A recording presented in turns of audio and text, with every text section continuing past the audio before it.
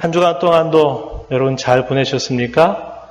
오늘 우리가 읽은 이 사도행전 26장 13절 18절에 있는 말씀으로 어둠에서 빛으로라고 하는 제목으로 말씀을 함께 나누고자 합니다. 여러분 한번 생각해 보십시오. 기독교 역사에 있어서 한 사람이 회심한 사건, 한 사람이 변화된 사건으로 기독교뿐만 아니라 세계 역사 전체를 변화시킬 수 있겠나 이런 생각을 하면 아마 그건 불가능하지 않겠나 이렇게 생각할 겁니다. 그런데 우리가 한 사람을 생각해 볼 수 있어요. 그 인물이 누구일까요? 바울 사도입니다. 바울 사도예요. 오늘 바울 사도의 이야기를 우리가 함께 읽으면서 복음이 얼마나 위대하고 그 복음을 전하는 것이 얼마나 값진 일인가 함께 생각을 해보고 싶은 것입니다. 오늘 본문의 이야기들을 우리가 살펴보면 이 본문은 바울 사도가 아그리빠 왕 그리고 당시의 총독이었던 베스도 그리고 많은 권세자들과 배심원들 앞에서 자기가 예수님을 믿게 되었는지 그리고 예수님을 믿고 난 다음에 지금까지 그 사람들 앞에 설 때까지 자기가 왜 그 복음을 전할 수밖에 없었는지 그에 대한 소개를 하는 이야기, 그것이 오늘 우리가 읽은 본문의 이야기입니다. 그런데 우리가 이렇게 그가 세상의 권세자들 앞에 서기 전에 우리가 잘 아는 여러 역사의 이야기들이 있었죠.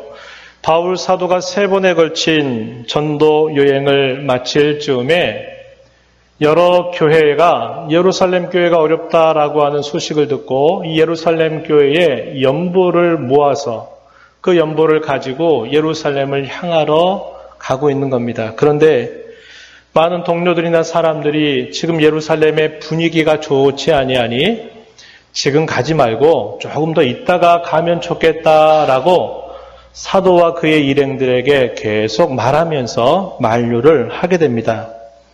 그런데 바울 사도는 그 연보를 전하는 일도 있고 그가 해야 될 일 때문에 자신은 더 이상 미룰 수 없다. 그래서 예루살렘으로 걸음을 향해서 나아가는 것입니다. 그런데 이미 많은 사람들이 만류했던 것처럼 예루살렘으로 가는 그 길이 쉬운 과정이 아니었습니다. 예루살렘으로 가기 전에 이제 먼저 가는 것이 항구 쪽에 있는 이 가이사라라고 하는 곳으로 먼저 들어와서 거기로부터 예루살렘을 가는데 이 가이사라의 빌립이라고 하는 사람의 집에 머물고 있는 동안에 아가보라고 하는 한 선지자가 바울에게 찾아와서 띠를 띄우면서 당신이 예루살렘에 가면 이렇게 당신이 결박을 당하게 될 것이다 라고 하는 이야기를 건네주었습니다. 그러나 그는 그것에도 불구하고 자기는 예루살렘으로 계속 향하게 되죠. 예루살렘으로 들어가자마자 그는 바울이 들어왔다라고 하는 소식을 듣고 많은 유대주의자들에 의해서 그가 고소를 당하게 되면서 그가 감옥에 투옥이 됩니다. 그때 예수님께서 그에게 나타나셔서 예수님께서 바울 사도에게 말합니다. 바울아, 두려워하지 마라. 담대하라. 너는 로마에 가서도 나의 복음을 전해야 할 것이다 라고 하는 말씀을 예수님께서 바울 사도에게 들려주셔요. 사도행전 23장 11절 말씀에 이렇게 주어집니다. 그날 밤에 주께서 바울 곁에 서서 이르시되 담대하라. 내가 예루살렘에서 나의 일을 증언한 것 같이 로마에서도 증언하여야 하리라 하시니라. 부활하신 주님, 오늘의 자기가 있도록 그토록 언제나 함께 하셨던 그 주님이 어려움 가운데 처해져 있는 바울에게 나타나서 담대해라. 내가 예루살렘에서 나의 일을 증언한 것처럼 너는 로마 제국의 가장 큰 심장부 안에 가서도 너는 나를 증언하여야 할 것이다. 이 예수님의 말씀에는 뭐 하겠다는 겁니까? 예수님께서 내가 너와 함께해서 너를 지키고 보호할 것이고 내가 너를 인도해서 마침내 로마에 가서 나를 증거하게 해주시겠다고 하시는 주님의 약속이었습니다. 예루살렘에서는 계속 유대인들이 자기들이 일들이 쉽게 성사되지 않는 걸 보면서 때만 되면 바울이 이동하는 틈만 생기면 그 틈을 타서라도 바울을 죽이겠다고 하는 사람들이 많이 일어나 있는 상태였습니다. 그 소식이 알려지면서 로마 군인들에 의해서 바울 사도가 긴급하게 가이사라, 처음에 들어올 때 항구였던 그 가이사라로 긴급하게 옮겨지게 됩니다. 당시 이 가이사라에는 총독이었던 벨릭스라고 하는 사람이 있었어요.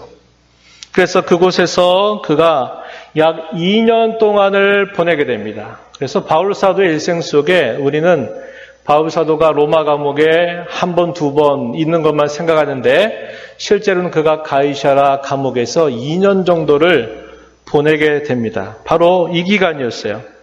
감옥에서 2년 정도를 보내게 되는 동안에 이 벨릭스는 바울 사도를 자주자주 불러내서 그의 하는 말을 여러 번 듣는 거예요. 그런데 그가 복음을 듣고 그가 가르치는 말씀을 듣기 위해서 궁금해서 듣는 것보다는 뭔가 자기에게 어떤 유익을 어떤 것을 바라보면서 바울 사도를 불러내는 겁니다. 그런데 바울 사도는 오직 기회가 될 때마다 무슨 얘기합니까? 자신이 그 자리에 오게 된 것이 유대인들의 잘못된 모의에 의해서 온 것이다 라는 이야기와 함께 그가 이곳에 오게 된 것은 예수 그리스도라고 하는 그분 때문에 자기가 이곳에 온 것이다 라고 말하면서 총독에게 기회가 될 때마다 이 복음을 전하고 심판에 대한 메시지를 전하게 되는 거예요. 그러면서 한 2년 정도가 지나게 되면서 이 벨릭스 총독이 문제가 생겨서 새로운 총독으로 바뀌게 되는데요. 그때 총독이 베스도라고 한 사람입니다. 이 베스도가 총독으로 부임해서 거기에 바울이라고 하는 사람이 감금되어 있다는 걸 들으면서 도대체 무슨 일 때문에 그런지 이 사람을 불러서 또 이야기를 들어봅니다. 역시 이 사람 앞에서도 바울 사도는 뭐라고 말할까요? 자기가 여기에 있다고 하는 것에 대한 자기를 변호하는 일과 더불어서 예수님을 그에게 전하는 일을 그는 쉬지 않는 겁니다. 새로운 총독이 부임했다고 하는 소식을 듣고는 당시의 유대 왕이었던 아그리빠, 이 사람이 자기의 여동생 버니게를 데리고서 이 가이사라로 왔어요. 축하해주는 뜻이 있었던 겁니다. 그래서 와서 이야기를 하다 보니까 베스도가 무슨 얘기를 하냐면 이 바울이라고 하는 사람이 있는데 이 사람이 지금 여기 감금되어 있는데 어떻게 해야 될지 모르겠다. 이 사람이 하는 이야기에 대해서 이야기를 하니까 이 아그리빠 왕이 무척이나 궁금해했습니다. 그래서 이 바울을 불러서 그가 하는 말을 좀 들어보자. 도대체 무슨 말 하는지 들어보자. 그래서 바울을 그들 앞에 세우는 거예요. 그래서 그 세운 자리에 아그리빠 왕도 있고 그의 여동생이었던 버니게도 있고 또 베스도 총독도 있고 많은 배심원들이 있는 자리에서 바울 사도가 서서 또 전하는 이야기, 그것이 오늘 우리가 읽은 본문의 이야기가 되고 있다라는 겁니다. 그래서 그는 당시에 가이사를 빼고는 그런 많은 권세자들, 많은 힘을 가진 사람들 앞에서 예수님을 전하는 그런 기회로 그는 삼게 된 것입니다. 오늘 우리가 읽은 이 말씀의 내용은 바로 그러한 한 부분에 해당이 되는데요. 오늘 우리가 읽은 말씀의 내용을 보면 이렇게 말합니다. 바울 사도는 자기 자신이 지금 그 자리에 서게 된 경위가 무엇인가를 설명하는데 자기는 본래 자기가 전하는 그 나사렛 사람 예수의 대적자였다라는 사실을 이야기합니다. 그리고 그를 따르는 사람들을 무척이나 박해했던 박해자였다라는 것을 이야기를 해주고 있습니다. 여러분 9절 말씀 한번 가서 보실까요? 26장 9절 말씀에 보면은 이렇게 말했어요. 나도 나사렛 예수의 이름을 대적하여 많은 일을 행하여야 될 줄 스스로 생각하였다. 이렇게 표현했습니다. 그런데 10절 가서 보면요. 10절 끝자락에 보면 많은 성도를 옥에 가두며 또 죽일 때에 내가 찬성 투표를 하였다. 성도가 누굴까요? 예수를 따르는 사람들을 말하는 겁니다. 성도를 옥에 가두는 일에 또 그들을 죽이는 일에 그것은 옳은 일이다, 바른 일이다 하면서 찬성 투표를 했다라고 이야기합니다. 11절에서는 또 뭐라고 말하냐면 역시 끝에 가서 보면 그들에 대하여 심히 격분하여 외국 성에까지 가서 박해하였다라고 이렇게 말합니다. 보통 열심이 아니었다는 거예요. 쫓아다니면서 말렸던 사람, 쫓아다니면서 박해했던 사람, 쫓아다니면서 그 예수를 따르는 이단 종파를 완전히 없애버리려고 하는 일에 아주 열심을 냈던 사람이었다라고 지금 권세자들 앞에서 그렇게 이야기한 것입니다. 그런데 어떤 일이 생겼다는 거예요. 자기가 저항할 수 없는 그 사건이 발생했다는 것을 이야기합니다. 이걸 두고 여러분 그런 말 들어보셨겠죠? 불가항력적이다. 저항할 수 없었다. 이건 내 힘으로 어떻게 될 수 있는 게 아니라 내가 어떻게 저항할 수 없이 이러한 일들이 발생했다라는 것을 사도가 이야기하고 있습니다. 13절 우리가 읽었던 말씀 가서 보면은 이렇게 말하죠. 왕이여 정오가 되어 길에서 보니 하늘로부터 해보다 더 밝은 빛이 나와 내 동행들을 둘러 비추는지라. 때가 언제라고 말했나요? 정오라고 그랬습니다. 왜 이 말을 할까요? 실제로 그 사건이 일어날 때도 그러한 것이고 이런 표현 속에는 저 사람이 뭔가 신비로운 체험을 해가지고 뭔가 이상한 체험을 해가지고 저 사람이 미치광이가 된 거 아닌가? 이렇게 말할 수 없다는 거예요. 꿈을 꾸다가 밤에 새벽에 그랬다 그러면 사람들이 의심할 수 있을 텐데 아니라는 거예요. 정오에.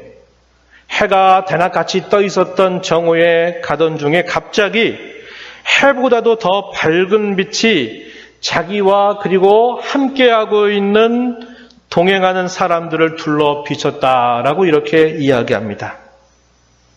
그래서 그러한 사실들 앞에 자기는 저항할 수 없는 그런 모습으로 갑작스럽게 자기의 모든 것이 이 사건으로 말미암아 확 변하게 되었다라고 하는 사실을 이야기한 겁니다. 하늘의 뜻을 내가 거스를 수가 없었다. 이렇게 표현하는 거예요.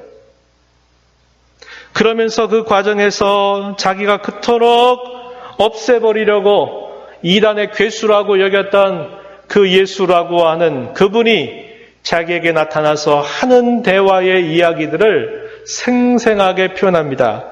우리가 읽은 본문 14절부터 18절까지 그 내용이 쭉 소개가 되는데요.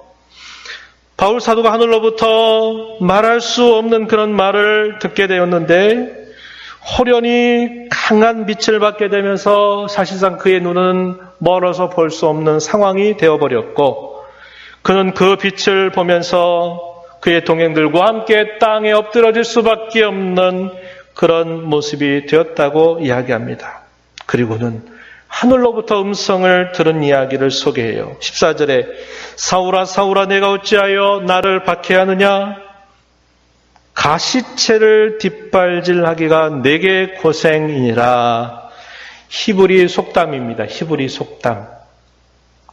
가시채라고 하는 것은 말을 달리게 하는데 막 때려서 달리게 하는데 쓰는 그런 도구입니다. 이 가시채를 뒷발질한다라는 게 가시채를 발로 막 이렇게 뒷발질하게 되면 어떻게 될까요?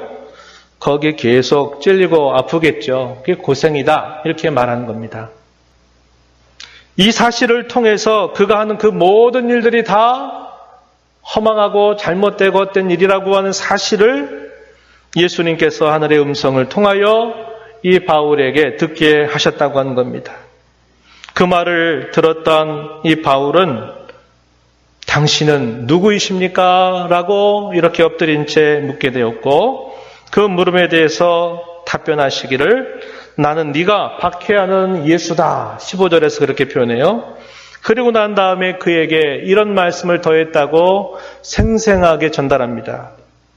일어나 너의 발로 서라. 내가 내게 나타난 것은 곧 내가 나를 본 일과 장차 내가 내게 나타날 일에 너로 종과 증인을 삼으려 함이니 이스라엘과 이방인들에게서 내가 너를 구원하여 그들에게 보내어 그 눈을 뜨게 하여 어둠에서 빛으로 사탄의 권세에서 하나님께로 돌아오게 하고 죄 사함과 나를 믿어 거룩하게 된 무리 가운데서 기업을 얻게 하리라.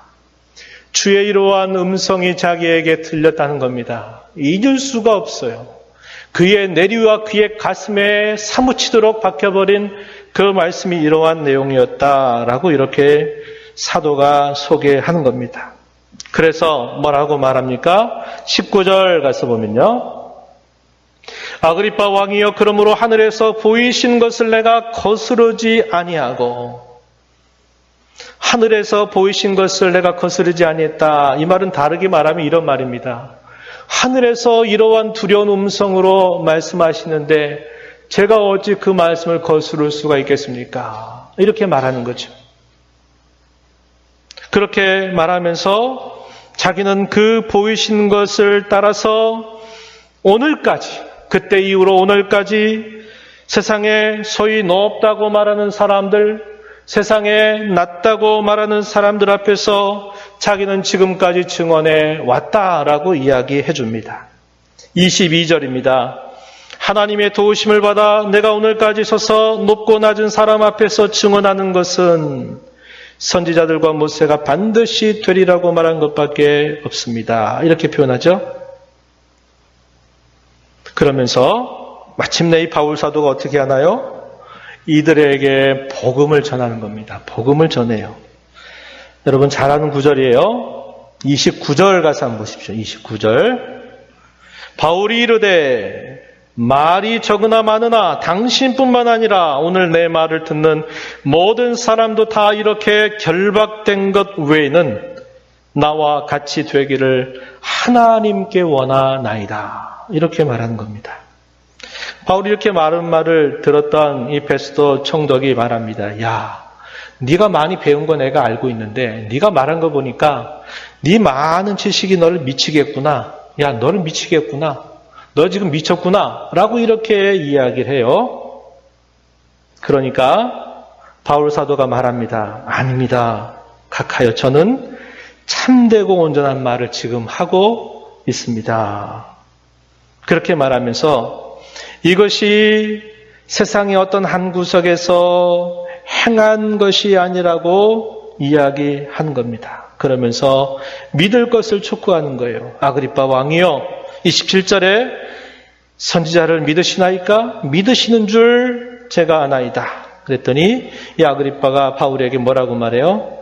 네가 적은 말로 나를 권해서 그리스도인이 되게 하려고 하는구나. 이렇게 말했을 때 바울 사도가 이렇게 말한 겁니다. 지금 저와 같이 결박된 것, 죄인으로 결박된 것을 빼고는 여기 있는 모든 사람들이 다 나와 같이 되기를 제가 하나님께 간절하게 원합니다. 이렇게 답변을 하면서 복음을 전하게 되는 거예요. 바울 사도의 이런 말을 통해서 우리가 생각할 수 있는 몇 가지 교훈이 있는데요. 바울 사도는 자기 자신이 얼마나 영광스럽게 자기 자신을 표현하는데 그게 뭐냐면 내가 이 복음을 전하는 그리스도의 종이 되었다. 나는 그리스도를 증언하는 증인이 되었다. 혹은 나는 복음을 전하는 증인이 되었다라고 하는 것을 너무나도 영광스럽게 그는 생각하고 있다라는 겁니다. 과거에는 뭘 자랑했을까요? 히브리인 중에 히브리인임을 자랑했고 베냐민 지파의 출신을 자랑했고 디아스포라 유대인으로서 그가 로마의 시민권도 가지고 있는 걸 자랑했고 당시의 최고의 율법 스승이라고 말할 수 있는 가말리엘이라고 하는 사람의 문화생으로 있으면서 그가 율법의 그 뒤를 이어서 율법의 지도자가 될 만한 그런 충분한 자질과 실력을 갖추고 있는 사람.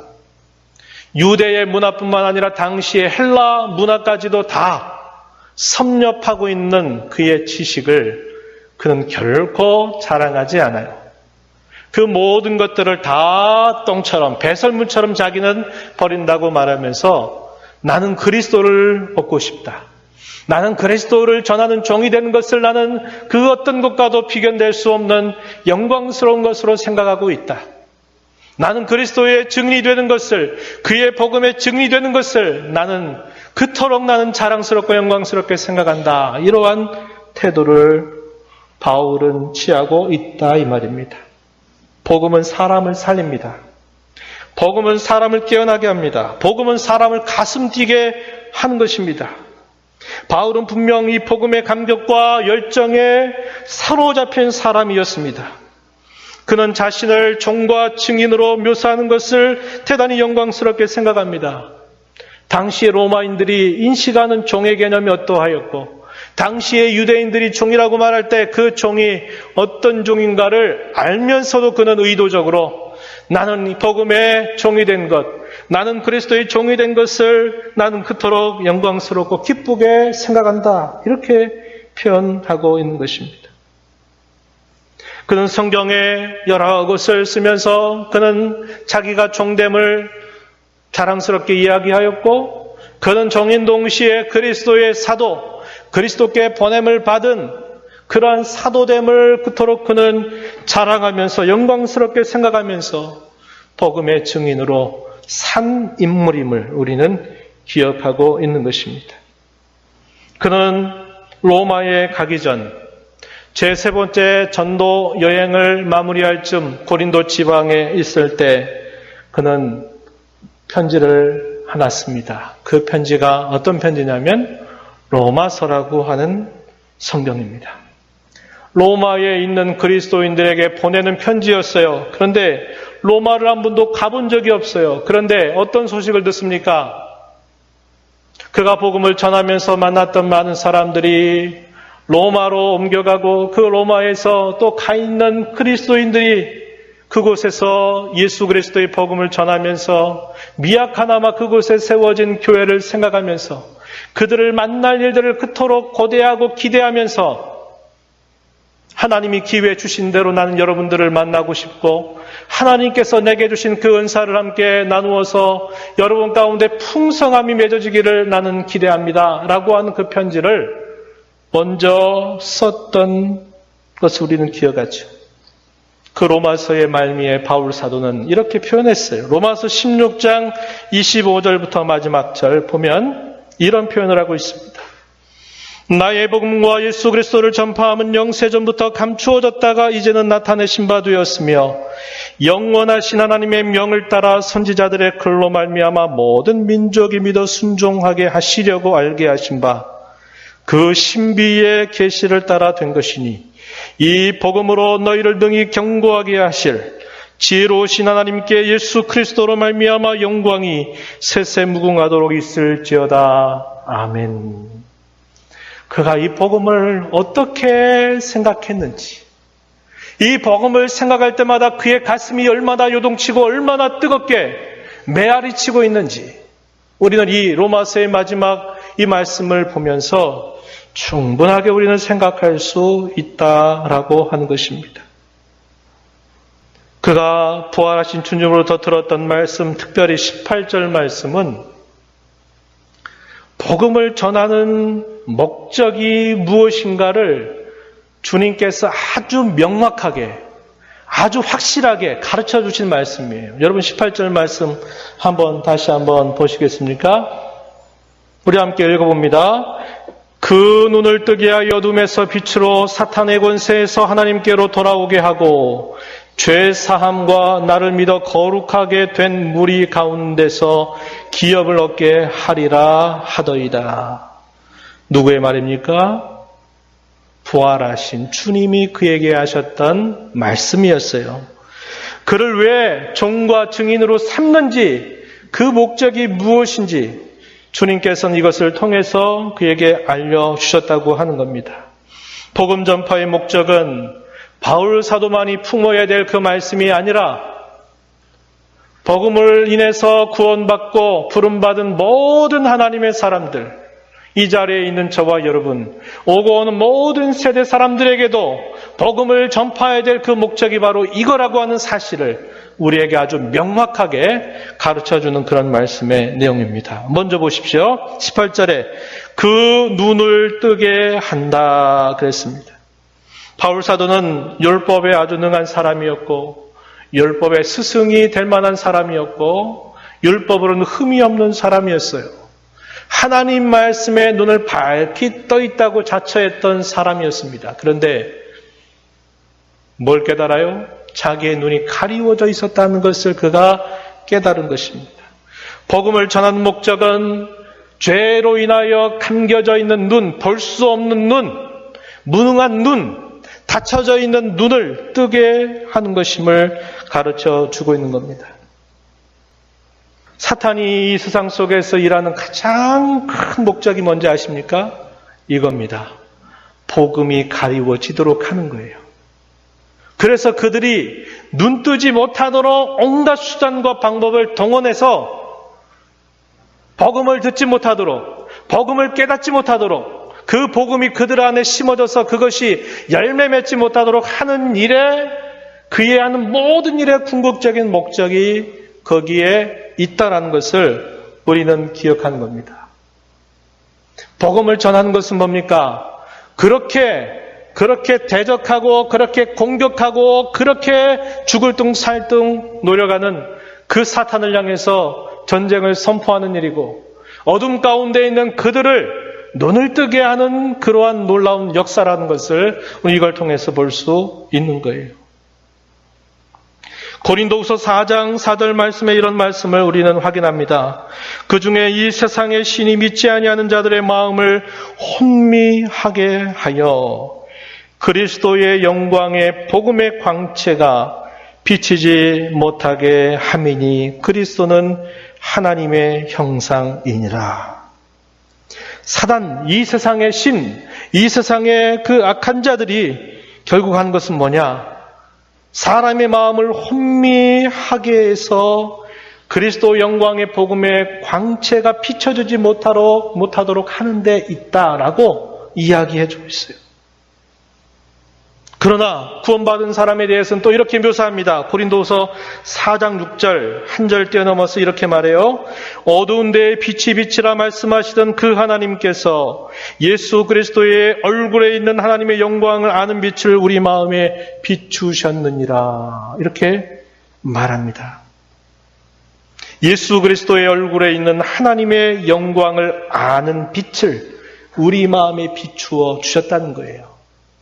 그런 자들이 뭐가 된 겁니까? 믿는 자들이 된 것입니다. 교회의 일원이 된 것입니다. 그런 자들이 영원한 생명을 소유하게 되었음을 이야기하는 겁니다. 저와 여러분이 전하는 이 복음은 바로 그것입니다. 사단이 계속적으로 붙잡아매고 미혹해서 눈을 감겨버리고 못뜨게 하는 그것을 깨뜨려버리는 그런 유일한 수단이 뭐냐? 예수 그리스도의 복음을 전하는 데 있다는 겁니다. 그 일을 우리 주님께서 교회에 공적으로 위임하셨고 공적으로 맡겨주신 일이라는 거예요. 내가 세상 끝날 때까지 너희와 항상 함께 있을 것이다.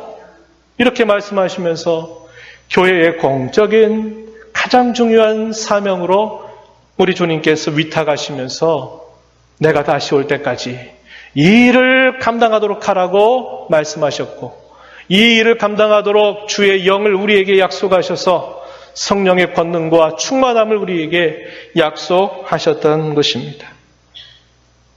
이 일들은 결국 어떻게 가능할까요? 복음을 통해서 가능하지만 이 복음과 함께 일하시는 성령님께서 그의 마음의 눈을 열어주시는 일로만 가능한 일임을 우리는 알게 됩니다. 고린도전서 2장 12절에서 바울 사도는 이렇게 말했어요. 우리가 세상의 영을 받지 아니하고 오직 하나님으로부터 온 영을 받았으니 이는 우리로 하여금 하나님께서 우리에게 은혜로 주신 것들을 알게 하려 하심이라. 우리가 하나님께로부터 온 영, 성령을 받았는데 이는 우리로 하여금 하나님께서 우리에게 은혜로 주신 것들, 이게 뭘까요? 복음과 함께 우리에게 주어진 모든 그런 선물들을 다 표현하는 말일 겁니다. 은혜로 주신 것들을 알게 하려 하시려고 성령을 우리에게 보내주셨다. 이렇게 말씀하고 있는 겁니다. 복음을 전하는 일은 저와 여러분이 해야 될 일이지만 그 일을 효력 있게 하시는 이는 저와 여러분의 설득에도 있는 것도 아니고 저와 여러분의 어떤 노력으로 되는 것이 아니라 그것은 성령께서 그의 마음을 열어서 그로 하여금 그의 어두워진 눈을 뜨게 하신 그 사건으로 말미암아 가능한 일임을 우리에게 가르쳐 주고 있습니다. 고린도전서 12장 6절에서 또 이런 말을 하고 있어요. 또 사역은 여러 가지나 모든 것을 모든 사람 가운데서 이루시는 하나님은 같으시다. 이렇게 표현했어요. 모든 것을 모든 사람 가운데서 이루시는 분, 그분이 누구시라고요? 하나님이시다. 이렇게 우리에게 가르쳐 주고 있다는 겁니다. 그렇게 함으로써 어떻게 하는 겁니까? 어둠 가운데 있었던, 어둠 안에 있었던 그들이 빛으로 그들의 신분, 그들의 소속을 옮기는 일이죠.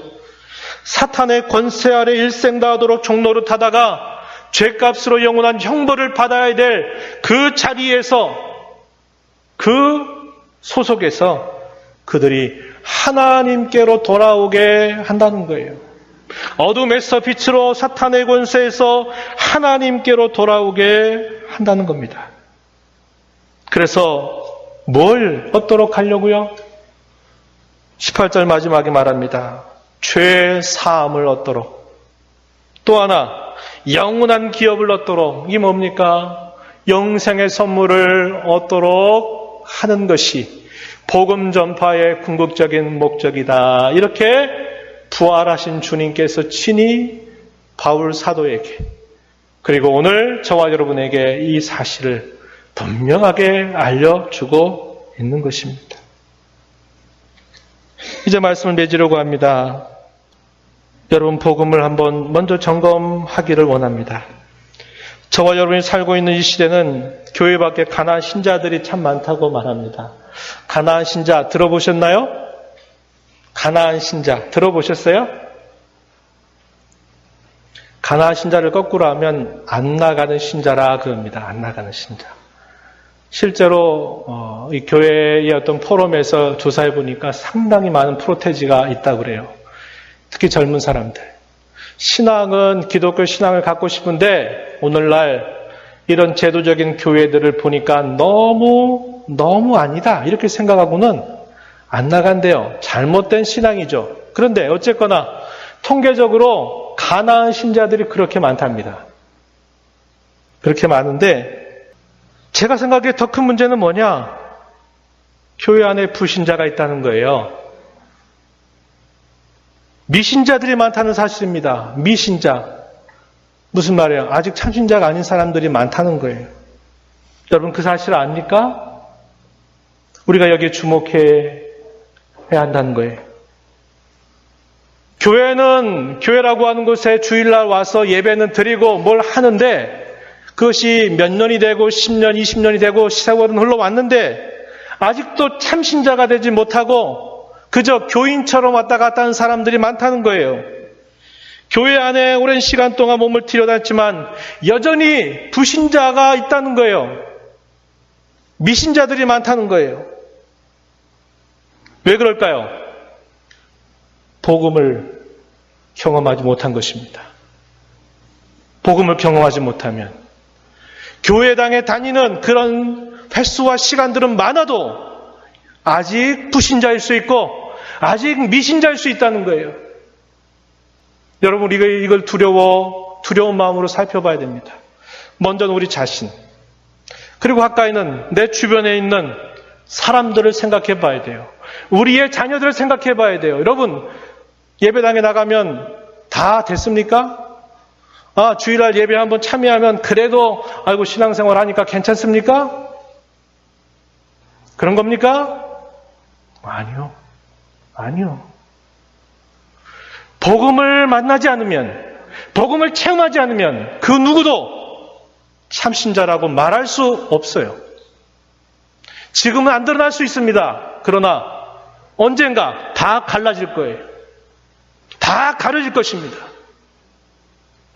그래서 우리는 교회 밖에 있는 그런 사람들뿐만 아니라 교회 안에 있는 이들을 향해서도 관심을 가져야 됩니다. 그저 교회 생활에 익숙하고 교인의 그저 익숙한 삶을 살아간다고 그 사람이 진짜 신자라고 말할 수 없는 거예요. 시대가 가면 갈수록 이런 일들이 더 많아질 것입니다. 오늘 이 말씀 앞에 저와 여러분은 자신을 살펴봐야 돼요. 내가 무엇을 지금 동기로, 내가 무슨 이유 때문에 하나님을 섬기고 있는지, 내가 무엇을 위해서 하나님을 섬기고 있고, 내가 무엇을 생각하면서 봉사하고 있고 애쓰고 있는가, 내가 무엇 때문에 하나님을 예배하고 있는가, 이러한 문제들을 우리는 하나님 앞에서 엄밀하게 그리고 냉철하게 생각하고 돌이키는 자가 되어야 된다라는 겁니다. 복음은 사람을 살려요. 복음은 사람을 깨어나게 합니다. 복음은 사람의 가슴을 띵뛰게 만들어요. 이 복음은 저와 여러분이 그저 신앙에 죽어있다가 눈 뜨는 그 순간에 한번 눈 뜰 때 복음이 필요하고, 나머지는 내가 열심히 봉사하고 열심히 노력하고 애써서 내가 상급 쌓는 일이지, 그렇게 생각할 거 아니에요. 우리의 신앙의 시작과 우리의 신앙의 성장과 우리의 신앙의 완성은 이 복음을 떠나서 결코 될 수 없어요. 우리의 신앙생활은 하나님의 그 은혜가 얼마나 크고 얼마나 귀하고 그리스도 안에서 우리를 향하신 하나님의 선하심이 얼마나 깊은가를 흐르는 시간 속에서 매일매일 깨닫는 것으로 우리의 신앙이 깊어져 가야 되는 거예요. 그것 없이 그저 익숙한 신앙생활에 젖어 있다면 이것은 어쩜 그냥 교인입니다. 종교인이 될 수밖에 없는 일이 될 수 있는 것입니다. 두 번째는 지난번에도 말씀드렸습니다. 교회는 모이면 뭐 하는 것이라고 그랬습니까? 모이는 교회로서는 가장 큰 일이 뭡니까? 오늘 이 자리처럼 하나님을 예배하는 겁니다. 우리의 구원의 하나님, 복되신 하나님을 향해서 우리같이 비천하고 곤비하고 연약하고 하잘것없는 이렇게 곤비한 인생을 이토록 하나님이 건져주시고 사랑하시고 붙잡아주시고 하시는 그 하나님의 구원의 손길로 인하여 하나님께 말할 수 없는 감사와 감격을 가지고 하나님 앞에 예배하는 겁니다. 모이는 교회에서 해야 될 가장 중요한 일이에요. 그러면 흩어진 교회로 할 일은 뭡니까? 눈에 보이지 않는 그리스도, 우리의 사람의 눈으로 확인되지 않는 하나님을 어떻게 해야 될까요? 세상 가운데서 보여드려야 돼요. 보이지 않는 하나님을 우리의 말과 우리의 행실과 우리의 삶을 통해서 하나님이 계심을 보여드려야 됩니다. 그리스도를 보여드려야 돼요. 그분의 복음이 이런 것이다라고 하는 것을 우리의 생활 속에서 그걸 나타내 가야 된다는 거예요. 이게 교회의 참 본질에 해당되는 것입니다. 그들만의 모임, 그들만의 친교로 머물러 있는 것을 두고 교회가 건강하다, 건전하다 말할 수 없는 것입니다.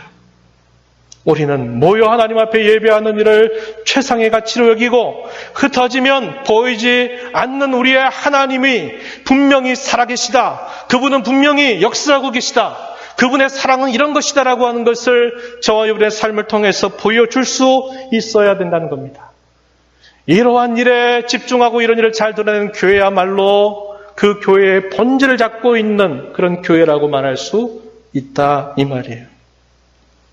복음의 증인이 되는 것은 우리의 생활을 통해서, 때로는 우리의 입술을 통해서 끊임없이 나타내 줘야 되는 거예요. 그럴 때 우리는 개인적으로 뿐만 아니라 함께 교회를 이루는 공동체적으로 이러한 일들 역시 감당해야 되는 겁니다. 저와 여러분이 태신자를 작정하는 것은 우리가 할 일 중에 한 부분을 같이 집중해서 하자는 뜻입니다. 뭡니까? 주님께서 공동체로, 교회라고 하는 공동체로 우리를 불러서 우리의 가까이 있는 사람들에게 그들이 어둠 가운데 있는 사람들을 빛으로 인도하고 사탄의 권세 아래 종속되어져 있는 그들을 하나님께로 돌아오게 함으로써 죄의 용서의 기쁨을 그들에게 만끽하게 하는 일이고 영원한 영생의 선물을 함께 소유하게 하는 그 일에 우리가 함께 힘을 모으는 일입니다. 이 일에 여러분들이 관심을 가지고 먼저 우리 자신을 한번 돌아보고 내가 복음을 어떻게 경험하고 있는가를 돌아보고 또 한편으로는 우리의 가장 가까운 내 가장 사랑하는 사람들로부터 아직도 이 복음과 상관없이 그저 예배당에 다니는 것만으로 만족하는 게 아니라 우리의 자녀와 우리의 사랑하는 사람들이 진실한 그리스도인 진실로 복음을 만난 그런 사람이 되기 위해서 그들을 작정하고 또 그들을 인도하는 일들에 함께 집중하자는 것입니다. 이 일에 하나님의 은혜가 함께하기를 진심으로 바랍니다. 하나님 아버지 감사합니다. 저희들을 사랑하셔서 하나님의 이 구원의 은혜를 받게 하셔서 성령으로 말미암아 우리의 어두워진 마음의 눈을 뜨게 하시고 어두움에서 빛으로 사탄의 권세로부터 하나님께로 돌아서게 하신 이 놀라운 은혜를 허락해 주셨음을 감사합니다. 우리 안에 사죄의 증거가 충만하게 하시고 우리 안에 영생의 증거들이 충만해서 하나님만을 바라보며 영광 돌리는 삶을 살아갈 수 있도록 인도하옵소서. 태신자 작정을 저희들이 생각하면서 아직도 똑같이 눈을 뜨고 보는 우리의 사랑하는 사람들이 이 복음과 상관없이 살아가는 것을 안타까운 마음으로 바라보며 그들을 이번 기회에 주께 인도하고자 하는 결심과 결단으로 하나님 앞에 서게 하시고 열매 맺게 하신 하나님, 모든 것을 통해서 모든 역사를 이루신 하나님의 손길 앞에 맡겨드리는 귀한 기회가 되도록 인도해 주시옵소서. 예수님 이름으로 기도하옵나이다. 아멘.